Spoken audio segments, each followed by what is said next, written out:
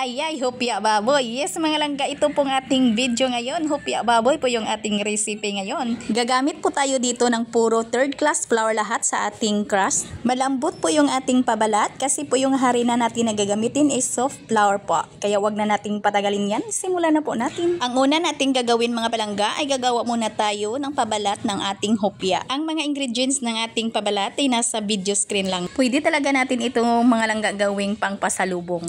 Ayan mga palangga, pagkatapos po nating ilagay yung ating mga ingredients, lagyan na po natin ng tubig at tunawin po natin yung ating asin at yung ating asukal. At maglagay na po tayo ng ating 3 cups ng ating harina. Third class flour ito lahat mga langga. Kung sa kadalasan ay yung ginawa nating pabalat na ating hopya ay yung first class flour, ay ngayon ay subukan po nating gawing pabalat yung ating third class flour. Kung lulutuin natin ito, kahit hindi man ito gaanong mag-expand or yung tawag sa amin dito magsikad ba, pero mga langga yung kanyang pabalat masarap talaga at malambot na kapag kinakain mo, crispy siya na nadudurog lang kaagad. Ayan, masahin lang natin ito ng mano-mano ng nasa 10 minutes at lagyan lang po natin ng mantika yung ating misa para hindi po dumikit pag tayo'y nagmasa.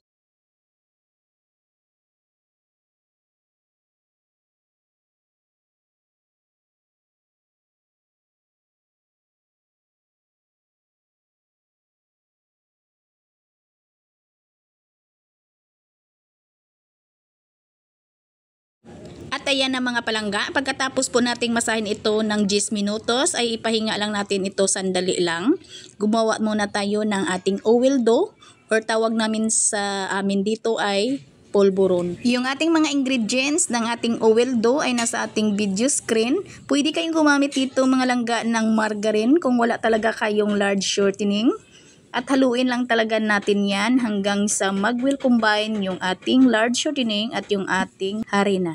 Ito na mga langga, ito na po siya. Ang lambot niya po. Ilagay na natin ito sa ating pabalat. Yung ating pabalat, laparin lang po natin. Pwede lang natin kamayin sa ating pagpalapad kasi malambot lang naman yung ating pabalat. At pwede din tayong gumamit ng ating rolling pin. Lalaparin lang natin ito ng manipis para po pag na-roll po natin ay makakuha po tayo ng maraming pong layer. Ayan na po, matapos po nating mapanipis ay ilagay na po natin yung ating oil dough ng bahagya. Iubos po natin ito lahat. Ilagay po natin ang pantay sa ating pabalat.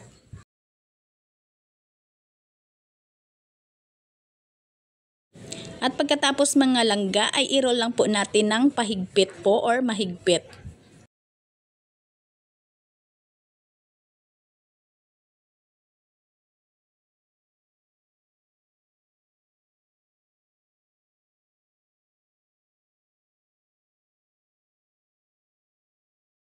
Saka po irolyo lang po natin ng pahaba. Maglagay lang po tayo ng mantika. At saka putulin. Ang putol ko dito ay 20 grams lang po. Pero kayo mga langga ay depende na sa inyo kung ilang gramo yung gusto ninyo ditong putol. At pagkatapos natin itong putulin ay isit aside lang natin ito.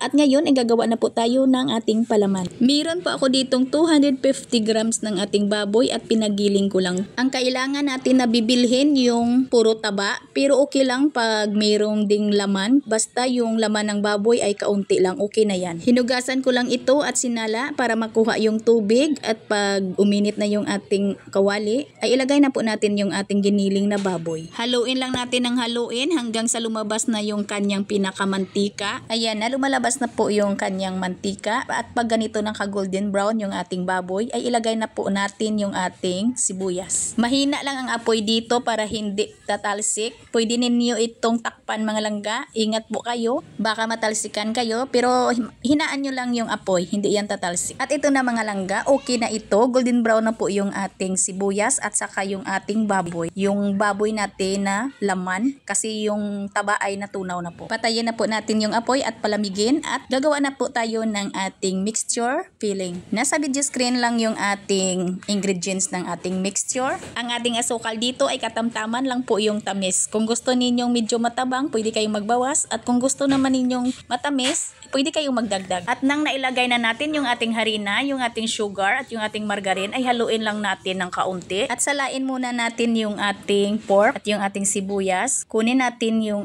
ating mantika. At ito ay ilagay na po natin sa ating mixture. Ang bango niya mga langga, ang sarap po talaga nito ng ating palaman. Malutong po yung ating sibuyas at yung laman ng baboy. Ihalo muna natin sa ating harina bago po tayo maglagay dito ng tubig. Yung ating asin dito mga langga sa ating filling ay tunawin natin sa ating tubig bago po natin ihalo sa ating harina.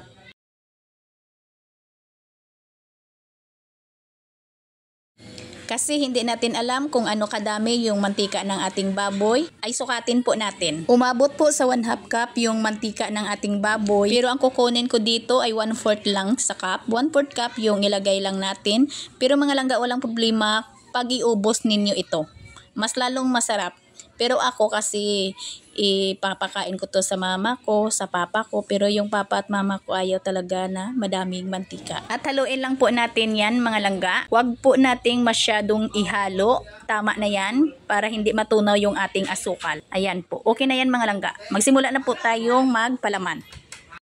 At sa pagbalot natin ng ating palaman, yan po yung ating layer. Yan mga langga yung ating layer. Ayan po. Pag naglagay po tayo ng ating palaman, iganyan po natin. Sa gilid po tayo magpalapad. Ayan mga langga. Kasi 20 grams po yung ating pabalat. Yung ating palaman ay 20 grams din mga langga.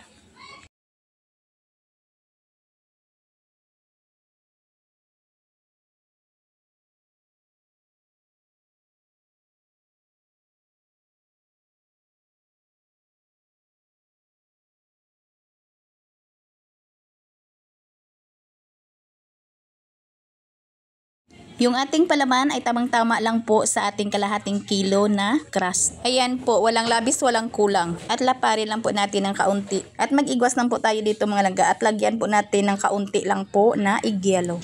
At pagkatapos natin itong mag-igwas, ay pwede na natin isalang ito agad. Ay kailangan po ay nakapag-preheat na po kayo ng inyong oven. Malakas pong apoy ang kailangan natin dito.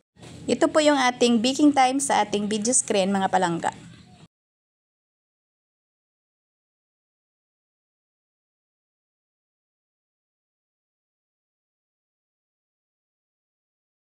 Ayan na po mga langga, promise. Malutong yung kanyang pabalat at pag kinain mo ay madudurog lang kaagad. Subukan ninyo ito mga langga, ang sarap talaga ng ating palaman at ang bango pa. At ito ding hupya namin ay 3rd class din ito lahat at yung palaman niya ay sibuyas dahon lang po or spring onion. At sana nagustuhan po ninyo ang ating video ngayon. Magkita-kita po tayong muli sa mga susunod pa nating video recipe ng ating tinapay. Ito pong inyong Kainday. Maraming salamat at bye-bye.